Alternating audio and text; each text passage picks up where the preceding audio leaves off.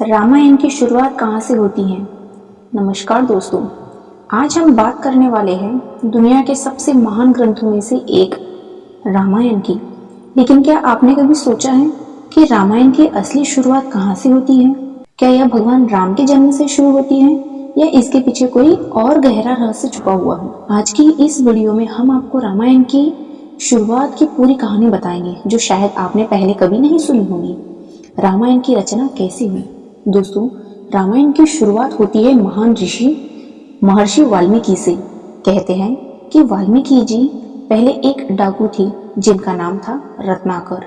लेकिन एक दिन उनकी मुलाकात हुई नारद मुनि से।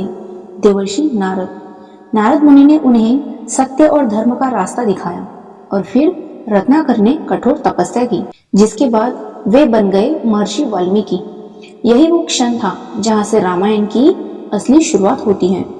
पहला श्लोक कैसे बना? एक दिन वाल्मीकि जी अपने शिष्य के साथ जंगल में जा रहे थे। तभी उन्होंने एक क्रॉंच पक्षी के जोड़े को देखा जो बहुत प्यार से साथ बैठे थे। लेकिन तभी एक शिकारी ने नर पक्षी को मार दिया और मादा पक्षी दर्द में चिल्लाने लगी। यह देखकर वाल्मीकि जी का दिल टूट गया और उनके मुंह से अचानक एक श्लोक निकल पड़ा। वो श्लोक था ये: मां निषाद प्रतिष्ठान त्वमगमः शाश्वती समः।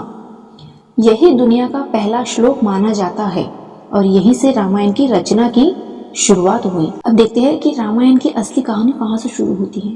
अब सवाल ये आता है कि रामायण की कहानी असल में शुरू कहाँ से होती है। तो इसका जवाब है अयोध्या नगरी से, जहाँ के राजा थे राजा दशरथ, जो बहुत ही शक्तिशाली और धर्मपरायण थे। लेकिन उनकी एक बड़ी समस्या थी, उनकी कोई संतान नहीं थी। अब देखते हैं कि उन्हें पुत्र की प्राप्ति का यज्ञ। संतान प्राप्ति के लिए राजा दशरथ ने एक विशेष यज्ञ करवाया, जिसे कहा जाता है पुत्र कामेष्टि यज्ञ। इस यज्ञ के बाद अग्निदेव प्रकट हुए और उन्होंने एक दिव्य खीर दी।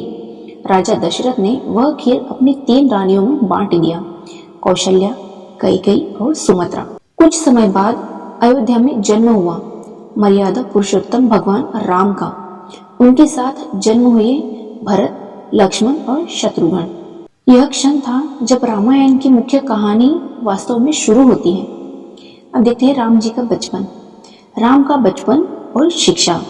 भगवान राम बचपन से ही बहुत तेज, विनम्र और धर्मप्रिय थे।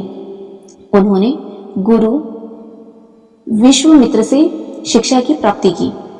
विश्वामित्र जी उन्हें अपने साथ जंगल में ले गए, जहां राम ने राक्षसों का वध किया और धर्म की रक्षा की। अब देखते हैं सीता स्वयंवर।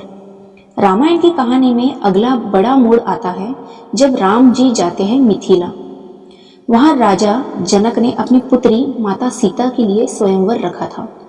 शर्त थी, जो भगवान शिव का धनुष उठाकर तोड़ देगा उसी से सीता का विवाह होगा। राम जी ने वह धनुष उठाया और तोड़ दिया और यहीं से शुरू होती है राम और सीता की पवित्र प्रेम कहानी। द्वितीय वनवास की शुरुआत। लेकिन असली मोड़ तब आता है जब कैकेयी अपने 2 वरदान मांगती है। पहला, भरत को राजा बनाना और दूसरा, राम को 14 साल का वनवास देना। राम जी बिना कोई सवाल किए अपने पिता के वचन को निभाने के लिए वनवास चले जाते हैं। उनके साथ जाती है माता सीता और लक्ष्मण, और यहीं से रामायण की असली शुरुआत होती है। बहुत से लोग सोचते हैं कि रामायण की शुरुआत राम के जन्म से होती है, लेकिन सच्चाई ये है कि रामायण की असली कहानी शुरू होती है राम जी के वनवास से। यहीं से शुरू होता है संघर्ष, त्याग और धर्म की परीक्षा। रावण का प्रवेश।